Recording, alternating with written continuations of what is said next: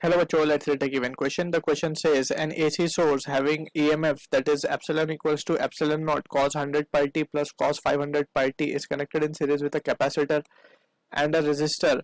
The steady state current in the circuit is found to be I equals to I1 cos 100 pi t plus phi 1 plus I2 cos 500 pi t plus phi 2.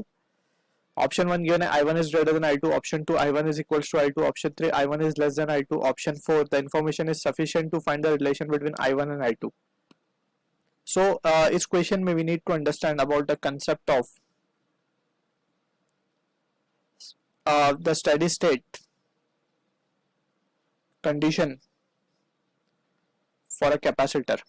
So steady state के अंदर we have studied कि जो charge होता है is maximum on the capacitor plate and we know कि जो charge है for a capacitor can be given by the expression Q equals to C into V.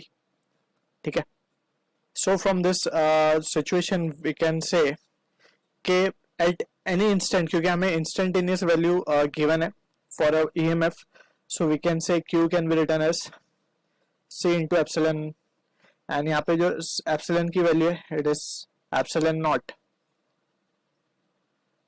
cos 100 pi into T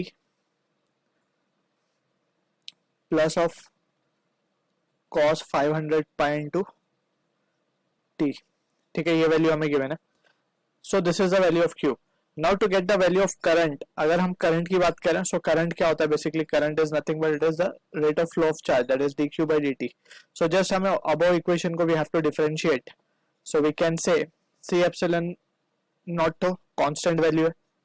अब cos का जो differentiation होगा वो होगा sine and to be precise it is minus sine. So minus of sine 100 pi into t into 100 pi minus of sine 500 pi into t into 500 pi. So from the situation यहाँ से हम क्या लिख सकते हैं, minus of c epsilon naught sine of 100 pi into t and यहाँ पे to be precise हम इसको इस तरीके से लिख देते हैं, कुछ इस तरीके से, minus of c epsilon naught 500 pi sine of 500 pi into T. ठीक है. अब अगर हम कंपेयर करें, हमें जो वैल्यू गिवन है करंट की वो क्या गिवन है, कॉस के टर्म्स में गिवन है. सो यहाँ पे हम इसको क्या लिख सकते हैं, ये वैल्यू को c एप्सिलॉन नॉट 100 पाई. अब यहाँ पे माइनस ऑफ साइन, इसको हम क्या लिख सकते हैं, this can be written as cos of theta plus 90. ठीक है ना, या 90 प्लस थीटा बेसिकली. सो ये वैल्यू क्या लिखी जा सकती है, this can be written as 100 pi into T plus of pi by 2. ठीक. माइनस सिमिलरली यहाँ पे हम क्या लिख सकते हैं, c एप्सिलॉन नॉट,